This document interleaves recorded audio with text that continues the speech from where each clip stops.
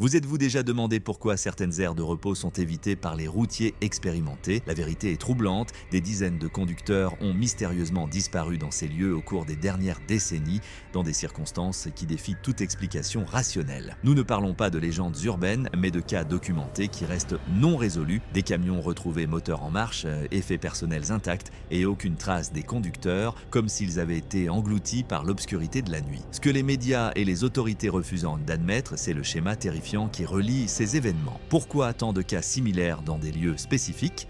Pourquoi des preuves cruciales disparaissent-elles simplement des dossiers de police? Dans les prochaines minutes, je vais vous révéler 3 histoires réelles qui transformeront complètement votre perception de la sécurité sur les routes.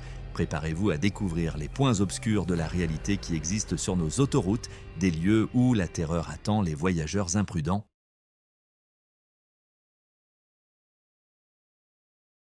J'ai entendu de nombreuses histoires terrifiantes lors de mes voyages, mais aucune ne me donne autant de frissons que celle de la disparition de Michel Dubois. Vous connaissez cette peur qui grandit progressivement? Eh bien, tout a commencé par une nuit d'hiver dans le nord de la France où les routes sont enveloppées d'un brouillard si épais qu'on peut à peine voir devant soi. Michel, un routier expérimenté avec plus de 20 ans de route, a garé son véhicule dans une aire de repos isolée, quelque chose de routinier dans sa profession. La scène découverte le lendemain semblait tout droit sortie d'un film d'horreur, le camion parfaitement garé, moteur éteint, le café encore tiède dans la cabine et toutes ses affaires intactes. Il n'y avait aucun signe de lutte, de sang ou d'indice pouvant expliquer sa disparition soudaine. Son téléphone était en train de charger, connecté au tableau de bord, et sa grosse veste, qu'il ne laissait jamais derrière lui, était encore accrochée au dossier de la chaise. Comment quelqu'un peut-il simplement disparaître comme ça, au milieu de la nuit, en laissant tout derrière lui? Le plus troublant dans cette histoire réelle, c'est que ce n'était pas la première fois que quelque chose comme ça se produisait au même endroit. 3 ans auparavant, un autre routier avait disparu dans des circonstances identiques, créant une sorte de légende parmi les conducteurs qui traversent cette région. Beaucoup ont commencé à appeler cet endroit le repos final. Quand j'ai entendu ça pour la première fois, j'ai ri et j'ai pensé que ce n'était que de la superstition, mais maintenant, chaque fois que je passe par des endroits isolés, je sens un frisson me parcourir l'échine. Les enquêteurs ont fouillé chaque centimètre de ce parking et de la zone forestière environnante. Des chiens pisteurs ont été utilisés, des drones ont survolé la région pendant des jours et rien, absolument rien, n'a été trouvé. C'est comme si Michel avait été englouti par l'obscurité de la nuit sans laisser la moindre trace. Comment quelqu'un peut-il simplement s'évaporer comme ça? Cette question me tourmente chaque fois que je dois m'arrêter dans un endroit isolé pendant la nuit. Je me souviens avoir parlé avec sa femme, Amélie, environ 1 mois après sa disparition. Ses yeux reflétaient une terreur indescriptible, pas seulement à cause de la perte, mais à cause du mystère qui l'entourait. Il m'a appelé à 23h10 en disant qu'il allait dormir un peu avant de reprendre la route. Il avait l'air normal, il a même plaisanté à propos du dîner que j'avais promis de préparer à son retour, a-t-elle raconté d'une voix émue. C'était la dernière fois que quelqu'un entendait la voix de Michel. Ce qui me perturbe le plus dans cette affaire, c'est l'absence totale d'explication logique. Certains parlent de vol, mais pourquoi prendre uniquement le conducteur et rien d'autre? D'autres évoquent une fuite volontaire, mais qui abandonnerait ses papiers, son argent et même son alliance. Il y a aussi des théories plus sombres qui impliquent des phénomènes surnaturels ou des tueurs en série qui cibleraient les routiers. La vérité, c'est que personne ne sait et peut-être que nous ne saurons jamais ce qui s'est réellement passé cette nuit-là. J'ai découvert par la suite que l'aire de repos où Michel a disparu se trouve à proximité d'un ancien cimetière abandonné, utilisé au XVIIIe siècle pendant une épidémie qui a dévasté la région. On dit que les corps ont été enterrés à la hâte, sans les rituels appropriés. Pure coïncidence, peut-être. Mais ce genre d'histoire, impliquant des lieux au passé macabre, semble toujours avoir un fond de vérité, quelque chose que la rationalité ne peut pas complètement expliquer.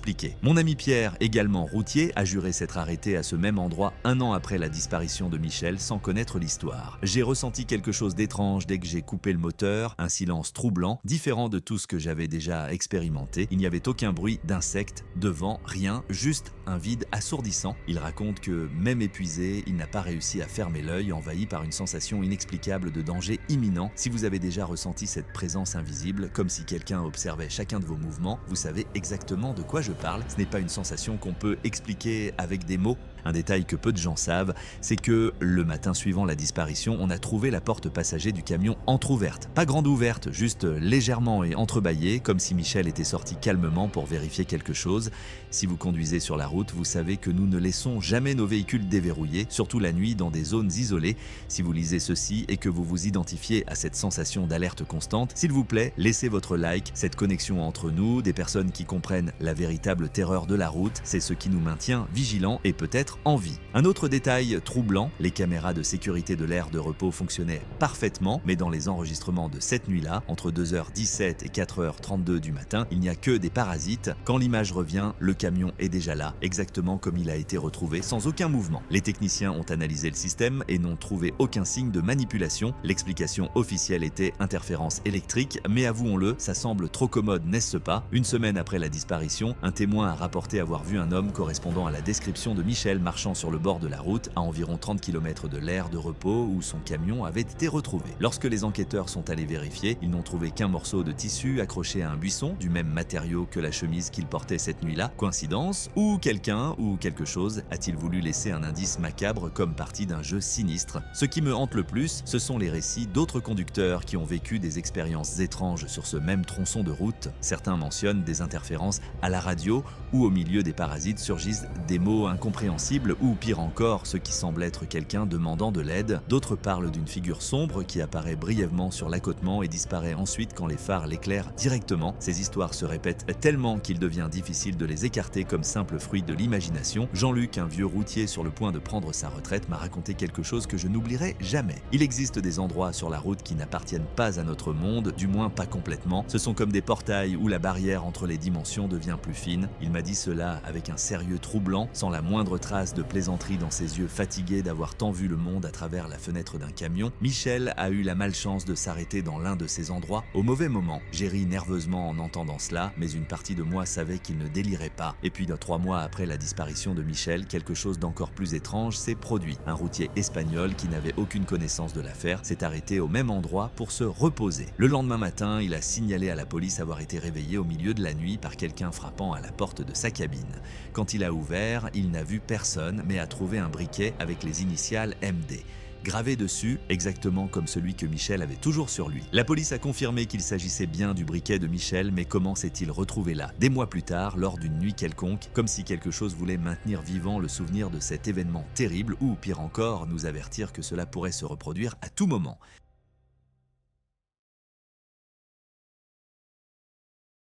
Je dois l'avouer, même après 20 ans sur les routes de France, il y a encore des choses qui me font trembler de peur. Je ne parle pas de ces petites frayeurs banales, mais d'une terreur authentique, celle qui glace le sang et paralyse les mouvements. Tout a commencé par une nuit d'automne, alors que je conduisais dans la région de Lorraine. Le brouillard était si épais qu'il ressemblait à un mur blanc devant moi, me forçant à réduire ma vitesse jusqu'à pratiquement ramper sur cette route déserte. C'est alors que mon camion a commencé à émettre un bruit étrange, un tic-tac rythmé venant du moteur, comme une horloge macabre comptant les secondes qu'il me restait. Zut alors, me suis-je dit. Être en panne au milieu de nulle part, à cette heure-ci, c'était le scénario parfait pour une histoire d'horreur. J'ai réussi à apercevoir une aire de repos abandonnée et j'y ai manœuvré mon véhicule, espérant qu'il s'agissait simplement d'un problème mineur que je pourrais résoudre moi-même. J'ai coupé le moteur et le silence qui a suivi était absolu, presque assourdissant. Aucun bruit d'animaux nocturnes, aucun vent dans les arbres, rien, juste ce brouillard dense, enveloppant tout autour comme un linceul fantomatique.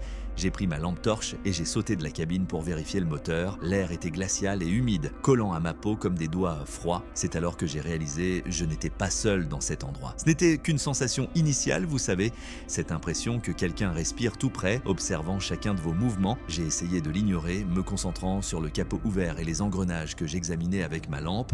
Mais alors, le faisceau lumineux a capté quelque chose à la périphérie, un mouvement subtil dans la brume, comme si la brume elle-même avait pris forme et conscience.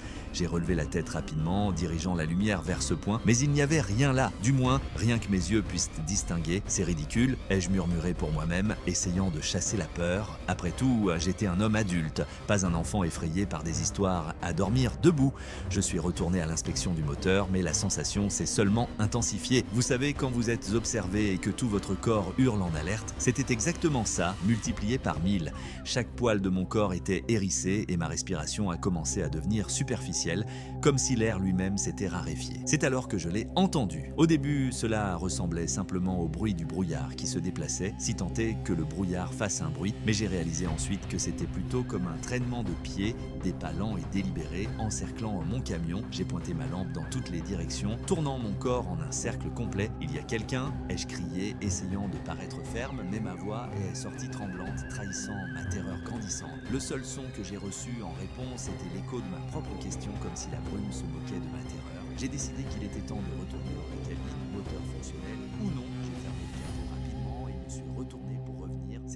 j'ai vu, je ne peux pas dire que j'ai vu une personne clairement définie. C'était plutôt comme une silhouette dense dans la brume, une concentration plus sombre dans la blancheur qui m'entourait. La forme était vaguement humaine, mais il y avait quelque chose de profondément anormal dans ses proportions, comme si c'était une imitation mal faite d'un être humain créé par quelque chose qui n'en avait jamais vu un vrai. Je suis resté paralysé comme un animal acculé. La silhouette se tenait à une vingtaine de mètres de distance, partiellement visible à travers le brouillard. Elle ne bougeait pas, elle restait juste là à observer. Je ne pouvais pas voir de visage, mais je sentais son regard pénétrant comme des aiguilles froides perçant mon âme. À ce moment-là, j'ai ressenti quelque chose que je n'avais jamais expérimenté auparavant. Une terreur si primitive et viscérale qu'elle transcendait toute peur rationnelle. C'était comme si chaque cellule de mon corps reconnaissait un danger ancestral, quelque chose que nos ancêtres craignaient bien avant la civilisation. Le pire n'était pas la présence de cette chose, mais la sensation qu'elle dégageait. Avez-vous déjà ressenti une haine si intense dirigée vers vous que vous pourriez presque la toucher? C'était ça, mais mélangé à quelque chose d'autre, une faim, un besoin. Comme si cette entité dans la brume ne m'observait pas seulement, mais me désirait d'une manière que mon esprit refusait de comprendre complètement. Mon cœur battait si fort que je craignais qu'il n'explose dans ma poitrine. D'une façon ou d'une autre, j'ai réussi à briser la transe. D'un mouvement brusque, je me suis retourné et j'ai couru vers la porte de la cabine, trébuchant 2 fois en chemin. Mes mains tremblaient tellement que j'ai à peine réussi à insérer la clé dans le contact. Quand finalement le moteur a démarré, j'ai regardé dans le rétroviseur et j'ai vu, ou j'ai cru voir, la silhouette plus proche, beaucoup plus proche qu'elle n'aurait dû l'être en si peu de temps, comme si elle s'était déplacée en un clin d'œil, défiant les lois de la physique. J'ai appuyé à fond sur l'accélérateur, faisant crisser les pneus sur l'asphalte humide. Le camion a rugi en protestation, mais a obéi, s'arrachant de ce lieu maudit pendant plusieurs kilomètres.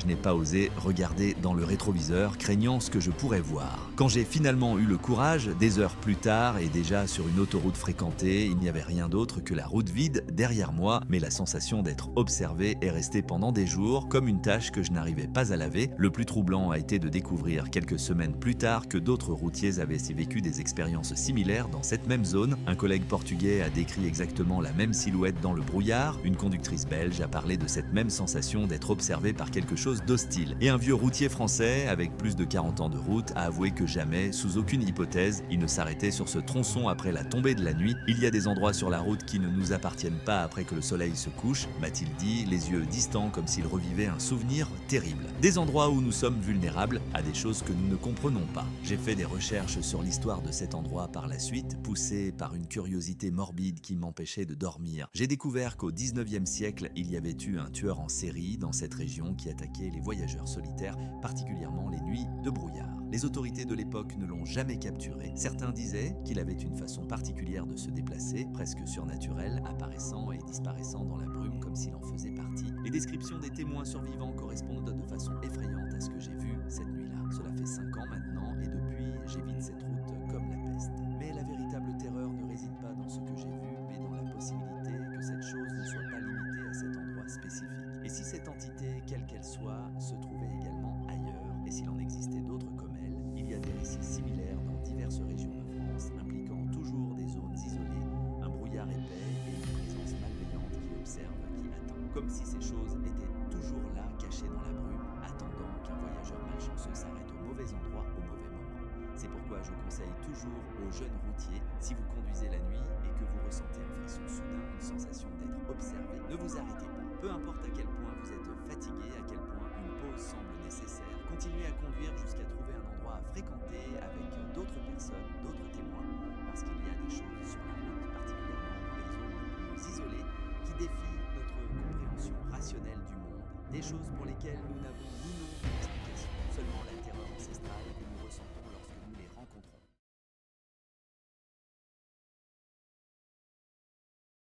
Vous connaissez cette sensation que quelque chose ne va pas, même quand tout semble normal. C'est exactement ce que j'ai ressenti cette nuit d'hiver alors que je conduisais dans la région d'Auvergne. C'était mon itinéraire habituel, mais quelque chose dans l'air semblait différent. Le ciel était couvert de nuages lourds qui bloquaient toute lumière des étoiles, créant une obscurité presque complète au-delà de la portée des phares de mon camion. Après des heures de conduite, mes yeux me brûlaient de fatigue et j'ai décidé de m'arrêter dans une aire de repos que je connaissais bien. L'endroit était complètement désert à mon arrivée, ce qui n'était pas inhabituel nouvelle compte tenu de l'heure. Il était plus de 3 heures du matin. J'ai garé mon camion sous le seul lampadaire qui fonctionnait encore. J'ai coupé le moteur et je me suis préparé pour quelques heures de sommeil réparateur. Le silence était absolu dans cet endroit, à l'exception du bruissement occasionnel des feuilles des arbres alentours. J'étais presque endormi quand j'ai entendu un murmure si bas qu'initialement j'ai pensé que c'était juste le vent. « Tu n'es pas seul ici ». Les mots étaient indistincts, mais d'une certaine façon compréhensibles, comme si quelqu'un chuchotait directement à mon oreille.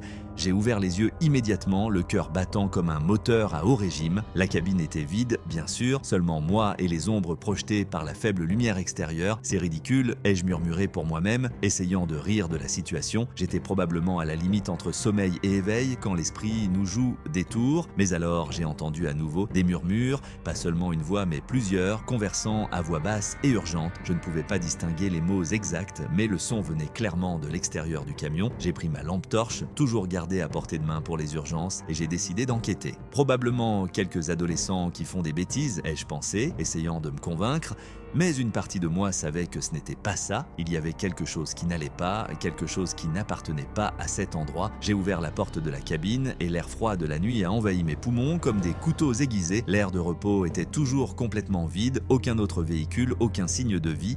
J'ai éclairé les alentours avec ma lampe, le faisceau de lumière coupant l'obscurité comme une lame. Les murmures se sont arrêtés instantanément, comme si la présence de la lumière les avait chassés. Une tension palpable planait dans l'air comme le calme qui précède une tempête violente. J'ai fait quelques pas hésitants, loin de mon camion, la lampe toujours devant moi, mes oreilles attentives au moindre son. Le silence était maintenant si absolu que je pouvais entendre mon propre cœur battre dans ma poitrine.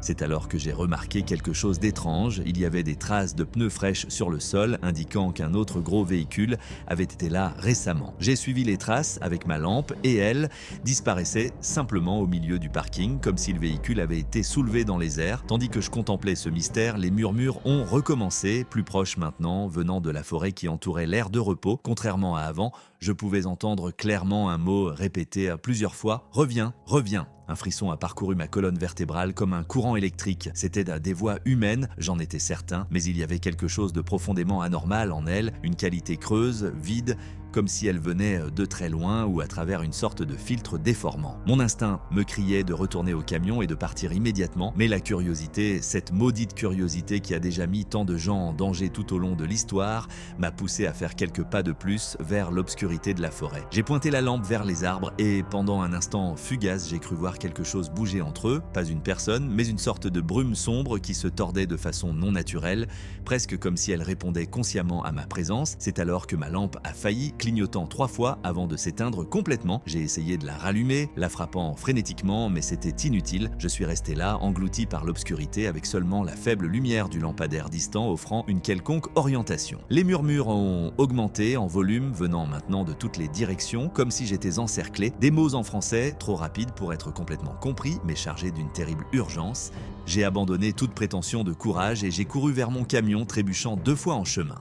Avec des mains tremblantes, j'ai ouvert la porte et me suis jeté dans la cabine, la verrouillant immédiatement. À travers la vitre de la fenêtre, j'ai regardé l'obscurité que je venais de quitter. Il n'y avait rien de visible, mais la sensation d'être observé persistait, intense et indiscutable. J'ai démarré le moteur avec l'intention de partir de là le plus vite possible quand j'ai remarqué quelque chose dans le rétroviseur qui a glacé mon sang. Un camion était garé à environ 50 mètres derrière le mien, partiellement visible sous la faible lumière du lampadaire. Je suis absolument certain qu'il n'était pas là quand je suis arrivé. Je l'aurais remarqué, c'était un modèle ancien avec la peinture usée d'une manière qui suggérait des années d'abandon. Mais le plus troublant était que la porte de la cabine était ouverte, se balançant légèrement comme si quelqu'un venait d'en sortir ou en avait été arraché. Et si je ne me trompe pas, le moteur tournait encore, un ronronnement bas presque imperceptible dans le calme de la nuit. Je ne suis pas resté pour enquêter, j'ai appuyé à fond sur l'accélérateur et j'ai quitté cet endroit maudit aussi vite que possible. Tout au long du chemin jusqu'à la ville suivante, je n'ai pas pu m'empêcher de regarder dans le rétroviseur, craignant de voir ce camion fantôme me suivre. Quand je suis finalement arrivé à une station-service animée, je me suis garé sous les lumières vives et suis resté là, tremblant, incapable de dormir ou même de fermer les yeux plus de quelques secondes. Le lendemain matin, pris d'une curiosité morbide que je ne pouvais pas expliquer, j'ai appelé un ami qui travaille dans la police routière. Sans entrer dans trop de détails sur mon expérience, j'ai demandé s'il y avait des rapports d'incidents étranges dans cette aire de repos spécifique. Son silence initial a été plus révélateur que n'importe quelle réponse. Pourquoi poses-tu des questions sur cet endroit ? a-t-il finalement demandé, la voix chargée d'une tension qu'il démontrait rarement. Quand j'ai insisté, il m'a raconté quelque chose que je n'oublierai jamais. Au cours des 5 dernières années, 3 camions ont été retrouvés abandonnés à cet endroit précis, moteur encore en marche, effets personnels intacts, mais sans aucun signe des conducteurs. Dans l'un des cas, ils ont trouvé le téléphone portable du disparu avec un enregistrement vocal partiel. Dans l'enregistrement, le conducteur semblait parler à quelqu'un, demandant qui était là, avant que l'audio ne soit soudainement coupé par un son que les techniciens n'ont pas pu identifier, quelque chose entre un cri distant et un bruit d'interférence électronique. Ce qui me hante, ce ne sont pas seulement les disparitions, mais les similitudes entre les récits d'autres routiers qui ont vécu des expériences étranges dans cette zone. Plusieurs ont mentionné avoir entendu des voix ou des murmures inexplicables avant de sentir une présence hostile. Certains ont même vu des lumières mystérieuses entre les arbres ou des silhouettes sombres qui disparaissaient quand on les observait directement. En tant que professionnel qui passe sa vie sur la route, j'ai appris à distinguer entre les histoires inventées et les récits authentiques, et il y a une terreur réelle dans ces témoignages qui ne peut pas être feinte. En faisant des recherches plus approfondies, j'ai découvert que cette aire de repos a été construite sur ce qui était autrefois un ancien lieu d'exécution du XVIIIe siècle. Pendant la Terreur durant la Révolution française, des dizaines de personnes y ont été guillotinées, accusées de trahison ou simplement pour s'être trouvées du mauvais côté de l'histoire à ce moment sanglant. Est-ce une coïncidence que tant d'événements inexplicables se produisent exactement à cet endroit chargé de mort et de souffrance? L'histoire a un poids qui transcende le temps, imprégnant certains lieux d'une énergie qui défie notre compréhension rationnelle. Après cette nuit-là, je ne me suis jamais plus arrêté à cet endroit et je conseille toujours aux autres routiers de l'éviter, surtout après la tombée de la nuit, mais la véritable terreur n'est pas limitée à cette zone spécifique. Partout en France, il existe des lieux semblables, des carrefours sombres de l'histoire où le voile entre les mondes semble plus mince, des endroits où des camions sont retrouvés abandonnés dans des circonstances inexplicables, où des conducteurs expérimentés disparaissent simplement sans laisser de traces. Le plus effrayant est de penser que ces histoires, loin d'être des légendes urbaines ou des exagérations, sont basées sur des événements réels qui continuent de se produire. Comment la police explique-t-elle qu'on trouve un camion avec le moteur encore en marche, la radio allumée, du café chaud dans la cabine, mais sans aucun signe du conducteur sur des kilomètres à la ronde? Qu'est-ce qui pourrait faire qu'un professionnel expérimenté abandonne son véhicule au milieu de la nuit sur une route déserte? Et pourquoi tant de ces cas restent sans solution, archivés comme des mystères inexplicables? Peut-être que la réponse se trouve dans ces murmures que j'ai entendus dans l'obscurité, des voix qui n'appartiennent pas entièrement à notre monde, appelant des voyageurs solitaires vers une destination que nous ne pouvons pas comprendre. Ou peut-être existe-t-il une explication plus terrestre, tout aussi perturbante, des prédateurs humains qui ont trouvé dans les routes isolées le terrain de chasse parfait, apprenant à laisser si peu de traces que leurs actions semblent surnaturelles. Dans tous les cas, une chose est certaine, il y a des dangers sur les routes de France qui vont bien au-delà des accidents et des agressions ordinaires. Après avoir découvert ces 3 cas terrifiants, reste la question qui ne veut pas se taire. Que se passe-t-il réellement dans ces aires de repos sinistres qui transforment des lieux de repos en portail vers l'inconnu? Est-ce simplement une coïncidence que tant de routiers expérimentés disparaissent sans laisser de traces? Ou existe-t-il quelque chose au-delà de notre compréhension qui rôde dans les ombres de la route? Réfléchissez bien, avez-vous déjà ressenti cette sensation inexplicable d'être observé en conduisant sur une portion déserte? Avez-vous déjà remarqué comment certains endroits semblent absorber toute l'énergie, ne laissant qu'un silence perturbant qui fait hurler votre instinct pour que vous quittiez immédiatement les lieux? La véritable terreur ne réside pas seulement dans les histoires que j'ai racontées, mais dans la possibilité que demain vous puissiez vous retrouver dans une situation similaire. Que feriez-vous si, par une nuit de brouillard, vous aperceviez une silhouette vous observant de loin, ou si vous entendiez des murmures inexplicables pendant que vous vous reposez dans une zone isolée? La route garde des secrets que nous ne comprendrons peut-être jamais complètement. Des lieux où l'histoire sanglante du passé refuse de rester enterrée, où le voile entre les dimensions semble plus mince, où des présences anciennes attendent patiemment des voyageurs imprudents. Si ces histoires vous ont touché, ne gardez pas cette terreur pour vous seul, partagez-la avec ceux qui vous sont chers, surtout s'ils doivent voyager sur des routes isolées. La connaissance peut faire la différence entre arriver à destination ou devenir un mystère de plus sans solution. Et vous, avez-vous déjà vécu une expérience inexplicable sur les routes? Avez-vous une histoire terrifiante à partager? Laissez-la dans les commentaires, peut-être pouvons-nous cartographier ensemble ces points de terreur disséminés à travers le monde. N'oubliez pas de vous abonner à la chaîne et d'activer les notifications pour ne manquer aucune de nos histoires terrifiantes. Chaque semaine, nous plongeons dans de nouveaux mystères qui défient la réalité telle que nous la connaissons.